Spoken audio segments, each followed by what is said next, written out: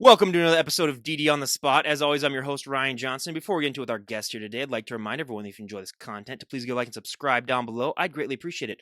We have Autumn on the podcast. She's coming to us all the way from Pennsylvania. You should know her by her Instagram page, Teriyaki, which I followed her even before she had to make a new account, but I followed her old account too, and you can find so much good stuff on there. I remember I didn't mention this even before we had you on, or when we were talking before we started recording, but I remember seeing you do video reviews of Japanese candies, Oh, and I remember yes. seeing that back in the day. So I've been a follower for a while, and yeah, she's just on here to share her health and fitness journey, discuss all things health and fitness. We'll also get a little bit of gymnastic talk in there as well because she has a big background in that. She's a huge fan of it, and it's something that I've been aware of. But I got to be honest, when you're talking about bodybuilding, you do need to know a little bit about gymnastics because I have found that quite a few of them come from that field just because, like we talked about before, it requires such dedication and strength to be in that. But before we get things started, Autumn, thank you so much for coming on. Thank you for having me. Oh, just a correction. I still do the Japanese candy reviews. It's just not on the Teriyaki Aki account. It's on the Autopsy account. Okay. Yeah. Oh, I will leave a link down below then for that too. So before we even get into anything else, because I'm a huge candy guy myself, what is your favorite Japanese candy? Oh, Kit Kats, of course. Wait, that's a Japanese food? Well, I mean, they Oh, have their own special flavors for Japanese candy. oh, I was like, oh, did Kit they Kat. did they invent Kit Kats? Oh, okay, so no, yeah, because I've been fascinated with other because there's a world's largest candy store probably about 20 miles from where I live, and I go there once a year, and they have candy from Japan, England, Germany, France, Spain. Like they literally have it from all over the world, and you can try different things. And some people's candy is not very good. I'm looking at the UK. Oh, I do not really enjoy their candy too much. It's a little bit more like it's like flavored beans for some of them, stuff like that. And you're like, okay, that's not candy really, but yeah. And then I have tried some Japanese stuff, and it is very, very good. But yeah, so everyone going, I'll leave a link down below for that stuff. First of all, before we even get started, but to get things started, why don't you just give us your backstory on what inspired and motivated you and to really get in shape and how that what led to where you're at right now? Because like you have a look like you could step on stage, honestly, in my opinion, if you wanted to. But how did that get started? um, well, I was a gymnast up until high school, never was super good. No one would ever scout my team because we were just kind of casuals having fun with it. But I really liked it. I really wanted to be higher level elite, but it just never was meant to be. I also started pretty late. So, but I kept, interest in it. So when I went to college, it was a culinary school. So we all know what happens at culinary school. It's not just a freshman 15, but that did not happen to me because I knew about it. I was pretty weight cautious even back then. And so during my sophomore year, actually prior, I met this girl. I don't mean to be rude, but she was morbidly obese, but we were friends. We decided to room together, and our apartment obviously had a kitchen, bathroom, all that. So she would cook for us, and it would always be something unhealthy, fattening. So I was kind of like made the connection of like if I eat like this, I'll look like that. So that's kind of when I started to start going to the gym, and I realized I was like, oh, like I can just do like my gymnastics conditioning and all that. So I did all that, did some cardio, and I saw results within like 3 months looking pretty leaner, like not lean, but leaner. And I liked that. And I'm like, oh, my brother's into like weightlifting and bodybuilding. Let me ask him for some tips. And he gave me some diet advice and some fitness advice and kind of grew from there. And one day I was looking up for like, oh, so we should look at some like girls that like I should aim to like be like, and if they are someone I feel like I want to look like, I'll just, do what they do. I was pretty new, so you know what I mean. I didn't realize that everyone was different at that point. So that's when I found Dana Lynn Bailey, and I was like, she's freaking ripped and awesome, and I want to look like that. And kind of took from her book of like what she did, ate, trained, and I found out she lived in Reading, Pennsylvania. I'm like, that's only an hour from me. Now this was back in 2012. She doesn't live in Pennsylvania anymore.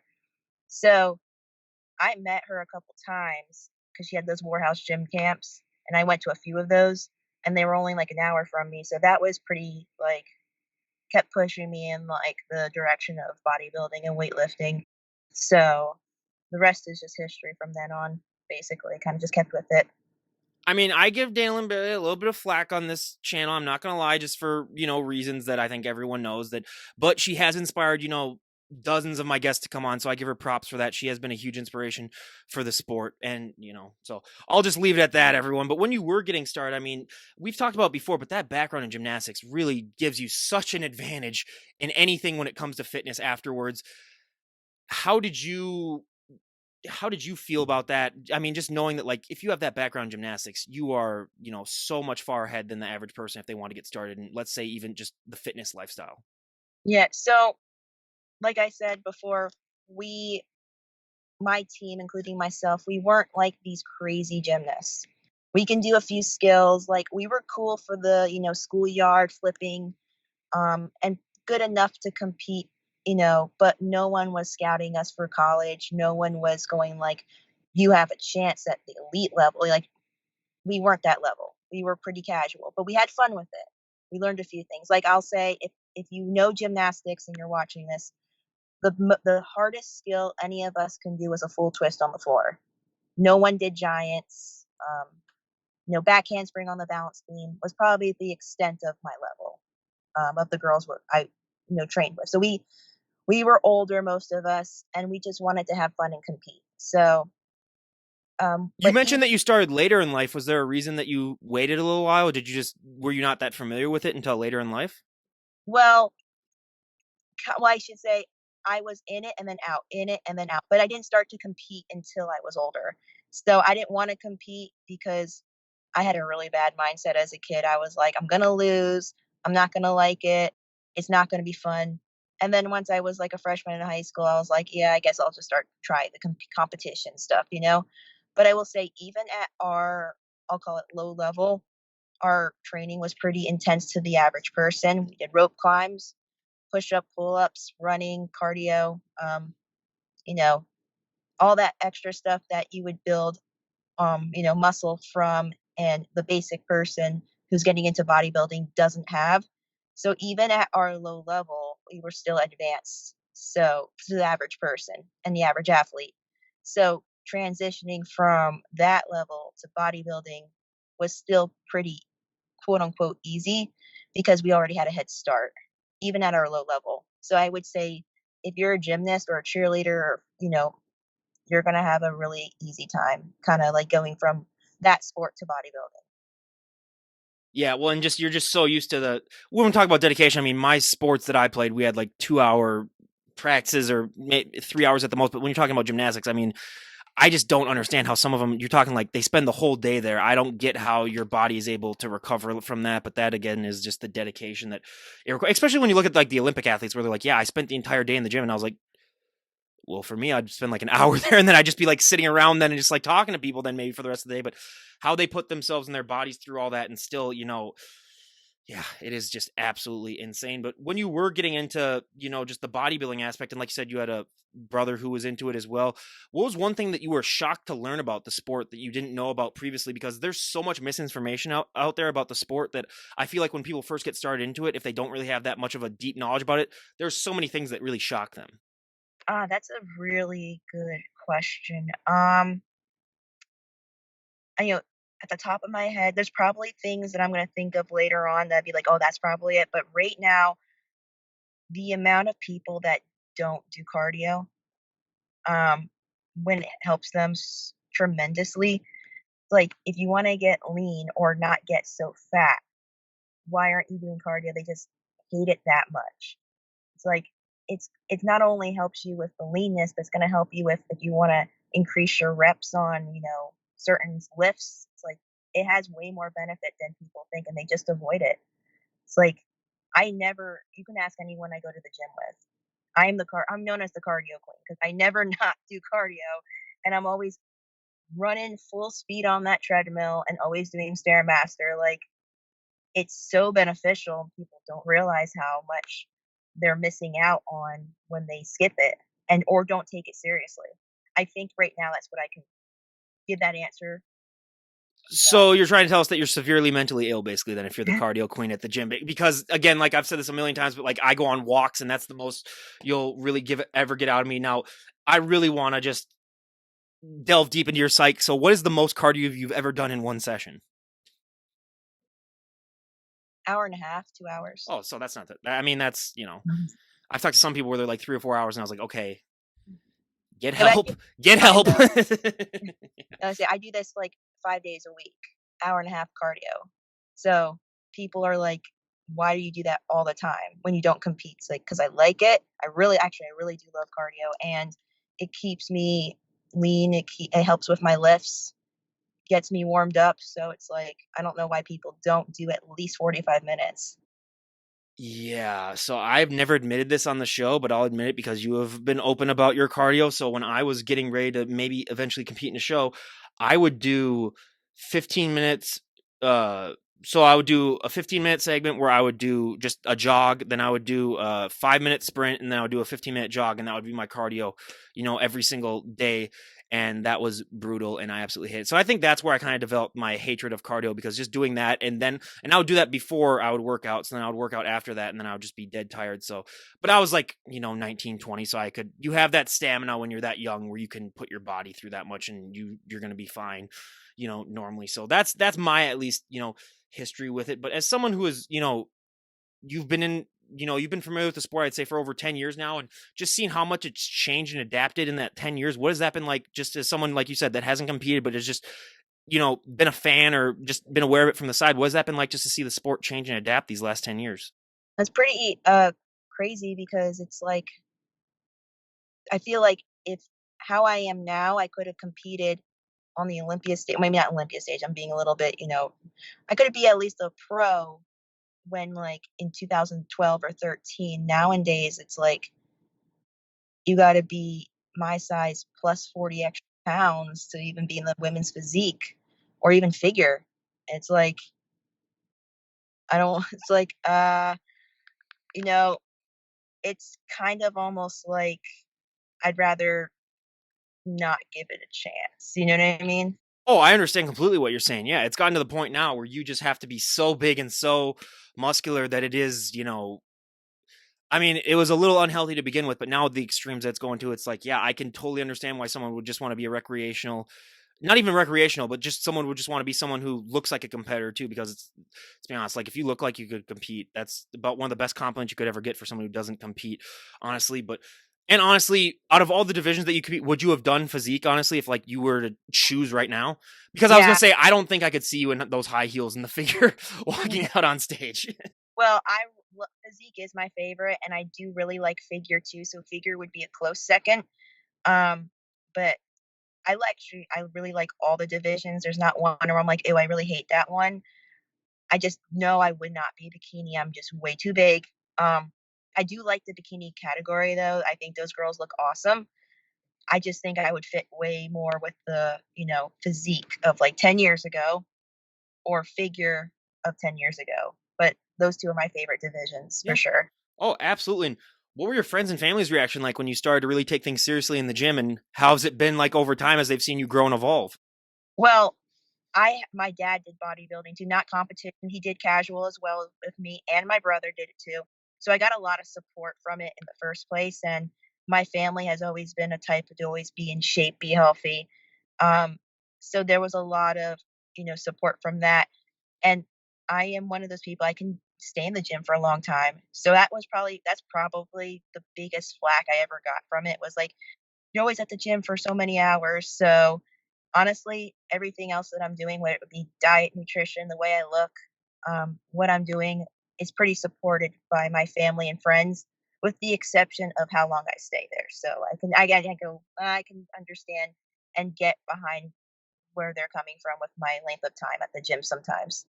Yeah, I have experienced that as well, especially when I first got started really in college, and I would do like those crazy 2.5 hour long workouts when it's like you only need to be there for 50 minutes to an hour, maybe even an hour 15 at the most. But then I would just train everything to death, and I would get those complaints too, where it's like, oh my God, I missed a class today because I went to go and work out. That's when I finally started to realize that, like, hey, I got to find a right way to manage all of this stuff. But just the mental side of this lifestyle, most people don't understand that is, so much more impactful than any of the physical changes. I mean, people can come up to you and say like, Autumn, you look amazing, if they haven't seen you for a while.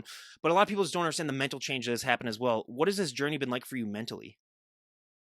I can only say positive because you're able to deal with a lot of disappointments in life better, because it's just one of those things where it's like it is what it is. To be honest, though, I haven't really been through anything traumatic to be like, you know, speaking out on that, but, I've gotten fired from multiple jobs within my life, and, it's kind of one of those things where you just keep pushing forward, keep pushing. Something will come up, something better will be there, and it usually does. So when you have that mentality in the gym and in life, it really does pay off to have it. It does help with it. What are some of the reactions that you get when you are when you're not like wearing a sweater? Like, let's say it's during the summertime and you can't really, hide the fact that you work out a lot. And I like to compare the guests that I have on to being like mini celebrities because it's just human nature when you see something that's not the normal to just be like, wow, that's fascinating. What has that reaction been like? And have you gotten used to it? Or is it still one of those things where you're just like, okay, this is kind of weird? Um, I it's not that often, but I do get compliments a lot. When I was in Vegas for my bachelorette, my friends and I were at the pool, and you can hear someone coming up to me going, "Where's the gym at?" Someone looks like they go to the gym. They're compliments, and it's usually from men, and I'm like, very thankful for those compliments. I never get insults. I never go, "Ew, that's a man," or "Ew, you look ugly, you look gross." Never get those. So most of the time, it's very, very nice people just being like, "Wow, you look fantastic. You go to the gym." Actually, the one time I was wearing a halter top and I went to the grocery store, and this old guy was like, "You go to the gym. You look fantastic.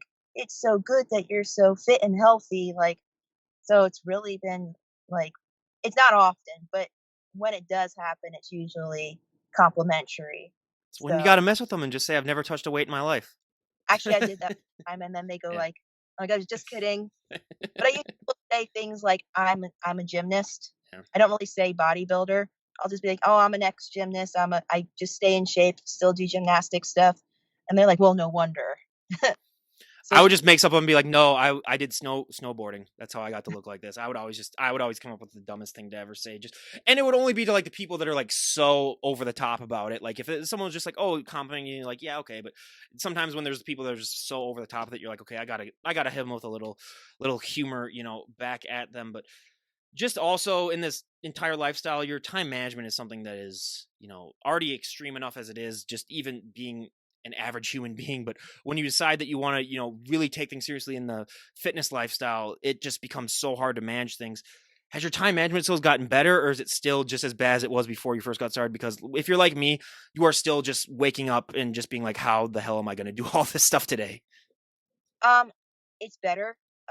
It still needs a lot of work because um, I'm kind of someone that takes their time in the gym, and that's kind of why my timing there is very, very long. But I am better at it because some days I'm just like, is it worth going to the gym today? So if I have so much to do, I might as well not go because I can't keep a full like focus on what I'm doing. And there's always tomorrow, you know what I mean? So might as well not go. But I'll also like be like, okay, because I babysit a lot. So I'm like, if I have to be at the house by 12 and I have a 24/7 gym and I'm going to stay at that house until like 8 or 9 o'clock at night, I'll wake up at 5, get my workout in, shower at the gym, and then head over to the house later on. So I'm pretty good at like fitting everything in, but if it's just impossible, I'm not going to do it. Like when I go on trips, I tend not to work out at all. So I don't like because I'm with family, so I might as well just not work out at all. It's only gonna be like a week or so. I can live. I have nothing to prepare for. So why would I, not spend time with the people I'm with? And plus you're supposed to take rest, recovery, it's helpful. So I mean I do kind of stay on track with like nutrition and diet, but when I'm out and about, I don't really think about the gym. So Please tell me if you have used your physique as an intimidation tactic as a babysitter. Because if you don't, you aren't doing it properly.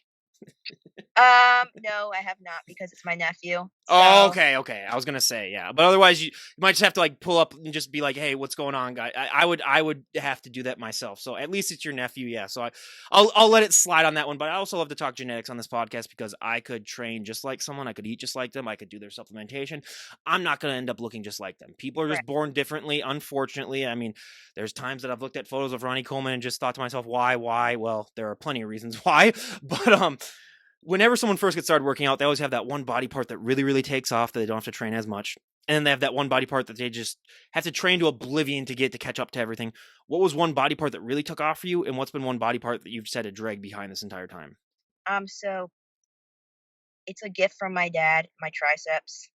Um, my triceps are ridiculous. That's why I'm really good at bench press. He was really good at bench press. We both have short arms, short limbs. Everything about us is short. So arms, anything with bench press and triceps took off immediately and hasn't stopped. So, but one body part that continues to drag when it comes to progress is glutes and hamstrings. My hamstrings came a long way, but my glutes, in my opinion, I they're okay. They can be better, and I do my best to work on them. But not to brag, but I have to say I feel like I'm pretty well-rounded. I don't think I lag any body part. Like, I have, arms, I have delts, I have pecs, I have quads, I have some hamstrings, abs, back for sure.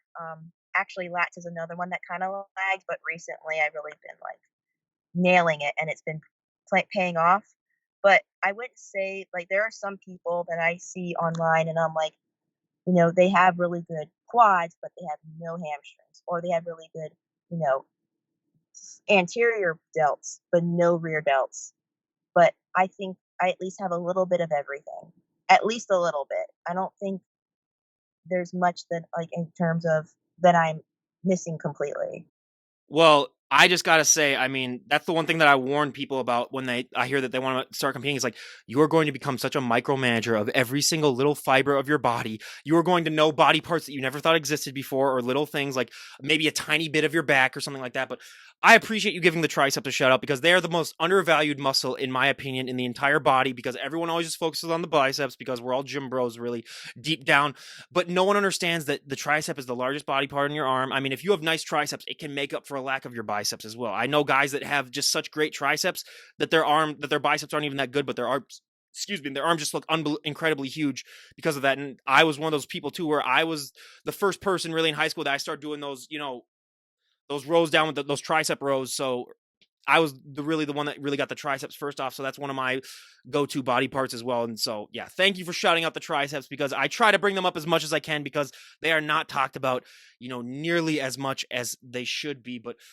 just the whole training aspect. I mean, well, first of all, I got to ask, how are your lats not something that took off? Because being a gymnast where you guys do pull-ups like crazy, how are your lats not like the first thing that's popping out? Um, that's a good question, but I always had a really good back double bicep, but not a good lat spread. And then I realized that I was like, wow, like I was looking at some figure competitors and they were doing the lat spread. I'm like, their backs are really nice. And I was starting to like kind of like imitate it. And I'm like, my lats, they don't exist almost. So I was like, I think this was like 2022 or something in summer. And I'm like, that's something I really need to work on is lat spread or like the lats. So I've been hammering them since, and I've seen major improvements thanks to my friend and coach. His name is Gavin McCourt. He's been a godsend. He's such a good person, such a good friend. Tells me everything, and it works like magic. So because of him, I made major improvements to a lot of body parts, but especially lats. I was gonna say because I do keep a poll of like every guest I write down what their body part that really took off, and then their legging one. And for gymnasts and swimmers, the lats are probably the answer that I get the most that like really take off because that's something that you use so much in your sport. I mean, try hugging a swimmer, good God, it's like trying to hug a tree basically. But Yeah, yeah, yeah, it's just yeah. So that's why when you said like lats, I was like, oh, that's not something that I normally hear. But hey, everyone's body is built differently too, and like you said, like you can be really, and that's one thing I like you brought up too is that like yeah, like you said, you can be really good at a front or a back double bicep, that doesn't mean you're going to be good at a lat spread because you're just using those muscles in different ways. And right. there's so much. So, I mean, you do post some posing, on your page. What was your first experience like with posing? Because that is one thing that so many people are shocked by. First of all, how tiring it can be and how hard it is to really get that stuff down. How long did it take you before you felt like you had like even a rudimentary sense of posing? Um, it's just all about the angles and lighting for sure. That helps a lot. The one thing I will say with the lat spread, that was probably the hardest to learn because it's such an awkward. It's like you're spreading your arms out in front, trying to make something widen from behind, and you can't see it. So that's why you have to like use mirrors a lot. You got But those I double mirrors that a lot of bodybuilders have at their house where they got the two-sided ones, yeah. yeah, I don't have the mirrors, but our gym finally got a posing room. So this was like maybe back in August, give or take. So it's pretty recent. But I've been trying to teach myself the lat spread for like a year and a half. I'm finally getting the hang of it. But I realized one thing, you have to have lats to do the lat spread. So if you don't have a good development in your lat spread's gonna suck. It's not gonna look good. It's gonna look really weird because it's already an awkward like flex that if you don't have anything to flex, it's gonna look really weird. But as you like, you know, kind of keep watching videos of the girls that can do it properly and well, you kind of get the hang of it, especially when your lats start to appear and show and you have like obviously more muscle to flare. So that lat spread is really, really hard to learn. And I think getting your hamstrings to show standing up is still something I'm learning, but I know that has to do with lot being with like really dialed in and lean. But hamstrings in general, I think if you have shorter legs like me, hamstrings are harder to show versus if you're long and you have longer limbs, it's easier to show. And then it's the opposite when with quads. If you're shorter, your quads are way easier to show off. But when you're taller, they're harder to show off in terms of making them look bigger and leaner and all that. So that's just an opinion. That's not fact. Well, meanwhile, when I was growing up, because I was the guy who I'm 6'3", but I was 6'3" in what, seventh grade. So I was that one kid that really shot up and then didn't grow. So my nickname was Chicken Legs, and you can imagine why. So that's how that really came to be. So yeah, whenever you're talking about long and lengthy, I got that down pat. But one thing that I think is very similar with gymnastics and bodybuilding, unfortunately, is the body dysmorphia that comes along with the both of these, lifestyles. And what has your experience been like that? Because the moment that you decide to become, a gymnast or a bodybuilder, you basically have to sign a deal with the devil saying like, I'm never going to be good enough. I'm never going to be big enough no matter how much I do. How do you deal with that? Because so many people struggle with it. And it's something that, I've talked to very few people that have found a way to at least mitigate it a lot, because it is something that really just, it takes over your mind and your brain. It's really hard to deal with. Yeah, it's not something I talk about often, um, but, you know, I'll talk about it now. I did used to have anorexia and bulimia, but I was, like, in 7th and 8th grade. I was one of those girls that went through puberty before everybody else. So to rewind a little bit, I also repeated 5th grade, that had a lot to do with, self-esteem. That had a lot to that kinda hurt me in a way, because I was like, "Oh, goody, I'm stupid, so I have to repeat this grade." And I was the oldest, and I went to Catholic school, so there wasn't many kids in that grade. So, when I went through puberty, realizing I'm a lot bigger than most of the kids in my class, I'm like, "Oh, great, I'm fat and stupid. Oh, fantastic. Yay. This is who I definitely wanna be." So, it wasn't quite gymnastics that started it, but it didn't help. Because now same issue as I go into the competitive group. Now, I should say I was in the competitive group for about 2 years, but I didn't compete until my freshman year. So in 7th grade, I was in the competitive group. And same idea, I was one of the oldest and I was the biggest. And I wasn't like I should say I was the biggest by a lot in gymnastics. I was like let's say I was like 110 pounds in 7th grade, everybody else was like 90 pounds or less. It's like, oh boy, I look really different. But I didn't quit, but it definitely did not help. And then I like dropped 25 pounds from eating disorders, and that didn't help. So basically, long story short, I got back to a healthier weight. And at that point, those girls had already gone through puberty. And So it kind of felt a little bit more comfortable with being around, okay, we're all about the same size, give or take, because, they weren't superstars in gymnastics, so they weren't doing the rigorous exercises that were keeping them from maturing. So I felt a little bit more comfortable, but at the same time, I still had those same feelings of I feel I'm the fattest girl or I look the biggest in this leotard. So that kind of kept with until I got into bodybuilding. And I think it just made myself so much better because when you get into your 20s, you see that everybody that used to be skinnier than you is now gaining weight and you're getting into a fitter body and they're not. So all those insecurities kind of get erased. But then you're also maturing and realizing that um, that's just how life goes. And you weren't fat. It was just because you went through puberty before everybody else. But at the same time, me at 13 didn't see it that way. I see it as I'm bigger than all my peers. I see it as no, none of my peers had to repeat fifth grade, so I'm stupid. So that's how you see it as a 13-year-old. But when you're 20 and older, you see it much differently. And it kind of is just a maturing thing. Yeah. No, absolutely. There's a lot of that goes on, and please tell me you gotta at least video yourself at high school reunions now. You gotta go sleeveless too, just to really show up those people that were like that you might have thought that you're bigger than. I mean, and that's just great how you're able to find that and you're able to mature. But we gotta talk a little bit about gymnastics as well because I know that you're such a huge fan of gymnastics, and like I said, I need to be a little bit more informed than I should be. But if out of all the gymnasts on the planet, if you could sit down and have a one-on-one with any one of them, who would it be? That's a really good question. Maybe Allie Raisman and Sean Johnson too. Because like I always appeal to people who are closer to my age. Like a lot of people may say like Shannon Miller or Mary Lou, but they're not my age. So I'd be like more likely to be like I'll sit with Sean Johnson, Allie Raisman, even Simone Biles. I know she's a little younger than me. She's like maybe 5 years younger. But even her, I'd be like, what's it feel like to be you? Like everybody thinks you're awesome. That'd be nice. One of my favorite photos in the history of the internet is when Shaq and Simone took a photo together, and she literally looks like a puppet sitting on his lap. Yeah, little mouse compared to Yeah. him. I mean, everybody is when you think about it.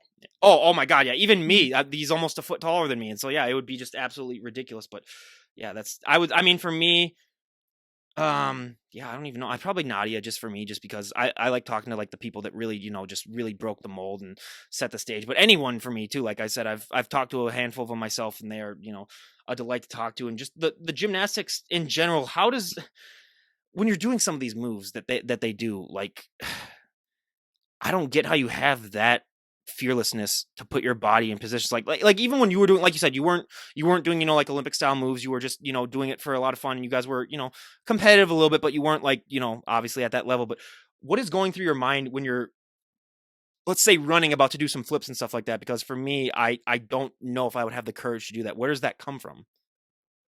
Well, that's why a lot of gyms have pits, Okay, foam well, pits. well, yeah.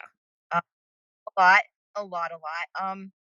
I would say the event I had the most fear on was balance beam because what I don't know. I just could not get the hang of balance beam. I hated it.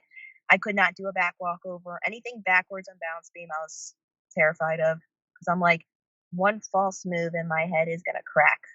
Um, Floor is a little easier just because if you can do it onto like a foam, like a mat in the foam pit, you can do it, on the floor for the most part. Sometimes they give you spot. So, and also the falling, if you fall on floor, it's not as detrimental as falling on beam. Um, Bars, on the other hand, I didn't do anything super extreme. I never was afraid of bars because I was really bad at bars. Um, but however, to go back, remember how you asked about gymnasts and their lats? Um, I noticed that if you're good at bars, you have really good lats. If you're not good at bars, you don't. So that's kind of where I'm like realizing, like, hey, I had to work on my lat spread. Realizing that being good at bars probably means you have a really good chance of having good lat spread. But yeah, I wasn't that good at bars at all, so I wasn't afraid of it. But that's a good question. You think about it, it's like I could potentially very seriously injure myself Oh, you doing could paralyze yourself that. totally. Yeah, Yeah. yeah. It's like so. everything could be over in 5 to 7 seconds. Um, and that's kind of what goes through even at my level that we think of. It's like you're scared to death to just do this one thing that takes 5 seconds, but a major thing could happen in 5 seconds. So I don't know how these girls can just like get to that level of elite where they can just do things without thinking about it. It's like I'm sure they obviously they started at really young ages and you're easier to manipulate at that age, so you're easier to like get over those fears.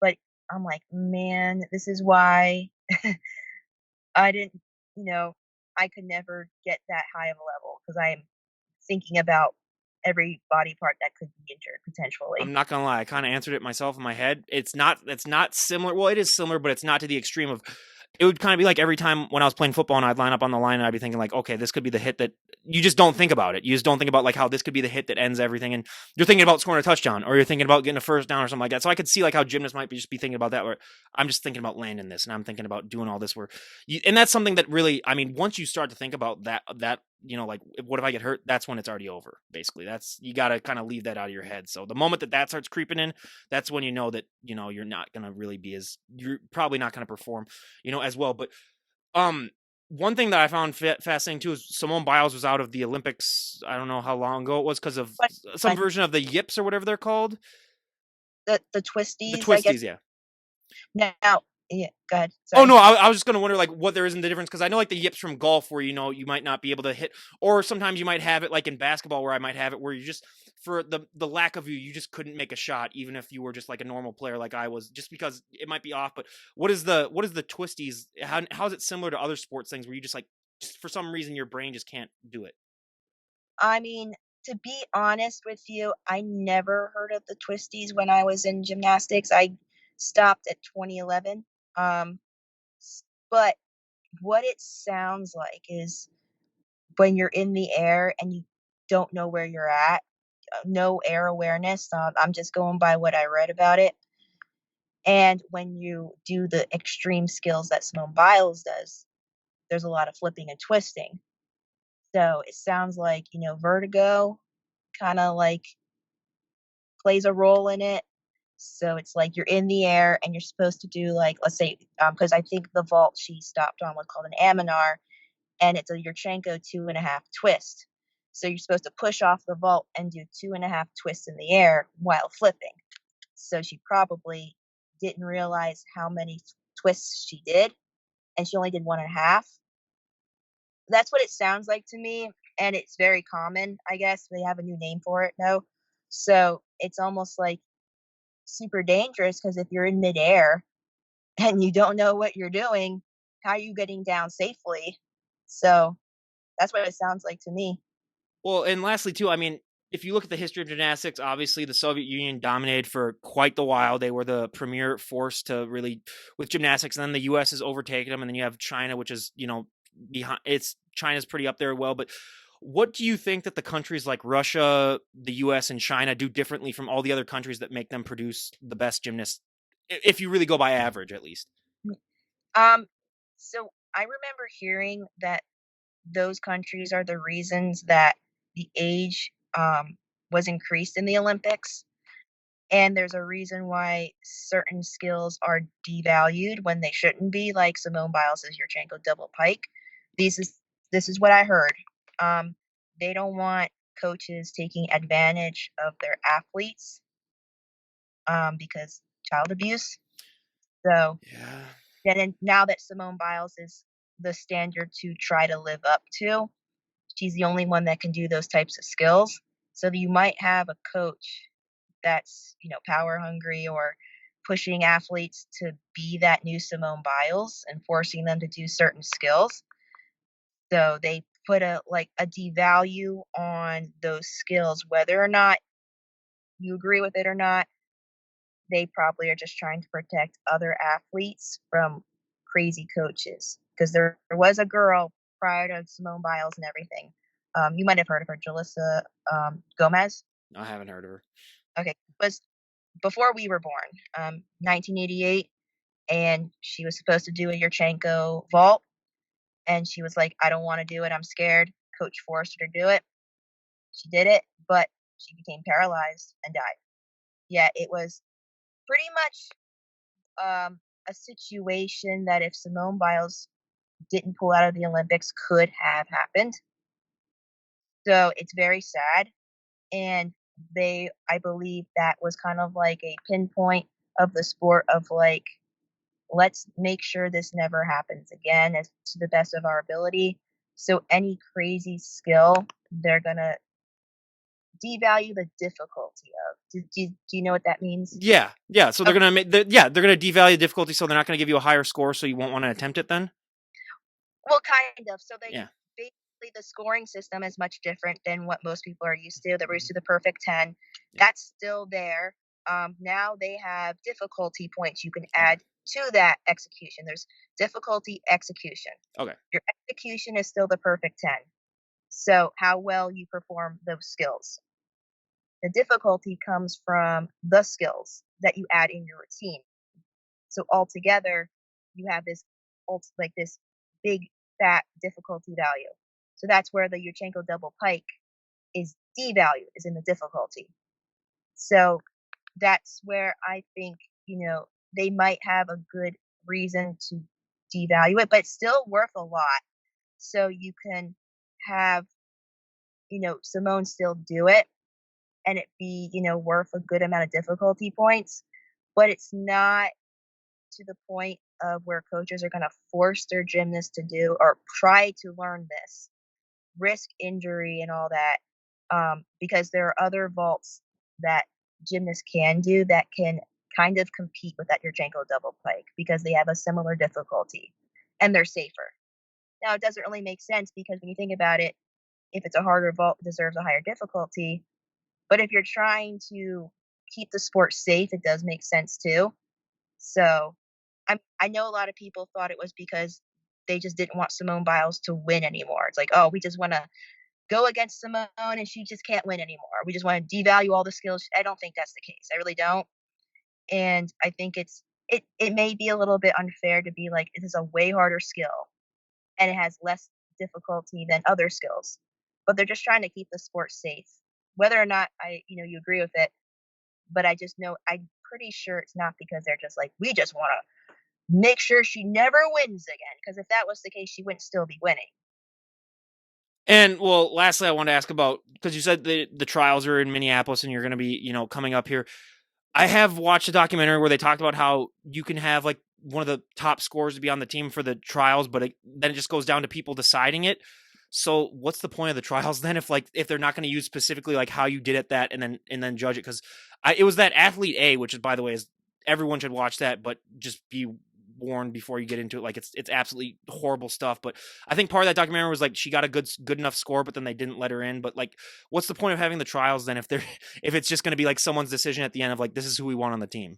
Well, that's a really good question. And to be honest with you, I don't know if I can give you a complete answer, but I Oh can. no, I'm not expecting you to like be like on the Olympic committee and be like, this is why we do it. But no, I know. Just as a fan that's really enjoys the sport. Yeah. Yeah, now I can give you an idea of what may have happened. So I know you're talking about Maggie Nichols. Now I know everyone says this every Olympic year, but in 2016 there were so many good girls, so many. It was really hard to pick a team. You could have blindfolded as long as you had Simone Biles on that team. You could have blindfolded the other four. Everybody would have matched. It would have been fine.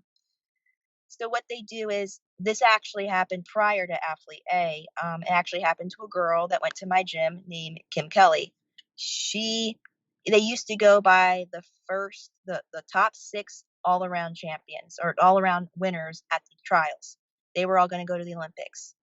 Then they realized that they're not really building a team when everyone has the same kind of talent. So you have, let's say, you know, the top 5 girls are all good at floor and vault. You kinda need someone to do a girl who's really good at balance beam bars, right? So they decided to kind of build their teams based off, 2 all-arounders, a bars and a beam specialist, a floor and a vault specialist. So they're trying to create the best team to where they can medal on every event in every event final, if that makes sense. That makes sense to me at least. It's like, okay, so in 2016, Simone Biles, obviously, all arounder, and probably, you know, gold medalist in like three out of the four other events. Now, who's going to take the that silver medal? Because you can only have two per country. Not you know what I mean. Two per country can compete per event final. So who would be your silver medalist for the all arounds? You got Gabby Douglas, who was on the team, and Ali Raisman, and also Lori Hernandez. Those were three really good all around options that could be that silver medalist. So then they go, okay, so how about vault? Who can be a silver medalist on the vault if Simone Biles takes gold? Well, maybe potentially Michaela Skinner, who was an alternate. But who else could be that second person for vault? They didn't have anyone that qualified for the vault finals that year, so it was just solely Simone Biles. But they also try to make sure that they have at least one or two athletes in per event final. In the bars event final, you had Madison Koshin and Gabby Douglas. Now, Gabby didn't win a medal, but Madison did. So you have to try to have at least two girls per event final. So they're trying to build the team based off that. Can't just build it based off all around. Oh no, that makes perfect sense to me too. Where like, yeah, if you're gonna build the most balanced team, we got to have someone who's the best in that. That does make perfect sense. But I do got to ask though about as someone who's been a fan after the whole Athlete A and the whole Larry Nasser thing dropped. How have they changed things and to make things better? Well, obviously, I hope they have. But how have they done that? Because when I first heard that, like, I was so heartbroken. Then when you actually watch some of the interviews and stuff, it is just so incredibly painful and just it's so disturbing to watch. But how have they changed things up to obviously make people more comfortable with USA Gymnastics? Um, to be honest, I don't really know that much about it because when that all happened, I was not involved in gymnastics at all, other than just purely watching. I did part time coach. I started that in 2020, and that was like just a few hours a week. And I know from that there was a rule that you were not there was like you had to have at least two coaches at all times in the gym. I was gonna say that should be rule number one whenever you're doing that stuff with the girls. Like there should have been someone in that room making sure that nothing bad was going on. Right, right, yeah. So it's like no matter I remember that the owner of the gym I was working at told me that there always has to be at least two coaches at the gym at all times for reasons like that. And things happen. So I know that was a rule that that he told me it was because of that. And I'm just trying to think of other things if there's obviously um like locker rooms. No coaches, not even the female coaches are allowed in the locker rooms. We didn't have locker rooms. Our gym was very, very, very small. The one I coached at, not the one I trained at. But I know that that was something that was also brought up as like if you go to a meet and there's like a bathroom where people can get changed, only parents were allowed in there. No coaches, not even female coaches. So I know those were two things that were brought to my attention when I started to coach part time. I don't know anything else. I assume they made more changes, but that's more involved with the people that are full timers there. Oh, absolutely. No, and Yeah. I was just wondering as a fan because yeah, I've never really done like I said as much research as I really should into that. But I remember even when I had some gymnasts on, I didn't really want to breach the topic because I didn't want to be rude or anything like that. So I just left that be. But yeah, and so when we do, I'd love to have you on a year just to discuss what you've been up to since then. What are some goals that you have just for your fitness, for your overall life? Where would you like to be at a year from today? Um, Honestly, I always just say to people, if I can walk out of the gym the same way I walked in, I'm always very thankful because injuries can happen. Um, as long as I keep progressing or maintain what I have, I'm very thankful. I'm not too I want to say I'm not ambitious, but I'm very happy with what I have now. That anything could happen and it can all be taken away. So I'm just you know if I keep growing or I keep getting better, I'm just extremely thankful for that. So I guess the goal is always to be better than, with everything that I have. Maybe stronger would be my goal for the most part. But, you know, as long as I can continue working out and continue to maintain or improve, I'm always happy with that. And you have a new Instagram account. Did the old one get hacked? No, so the old one had a lot of strikes on it because Oh, okay. yeah, I would post memes they did not like, and they always be like, "This is your last warning anymore, and your account can get deleted." So I didn't know it was gonna be one of those memes, ended up becoming one and just disappeared. That's stupid. Yeah. Yeah, it was, now I'm not one to I do like edgy humor, so Oh, a lot of I remember for that from your old page. Yeah, that's what I enjoyed about you too as well. Is seeing some of the stuff that you tweet, and I'd be like, wow, finally someone that thinks kind of like I do when it comes to humor. So yeah, yeah. Yeah, so I assume that Instagram was like, "That's too edgy. Don't do that again." And then I would post another one and be like, "I don't like this one. It's edgy. Don't do it again." But I remember the one I posted, and then like within seconds, it was gone. My account just disappeared. So I was like, "Oh, that's why."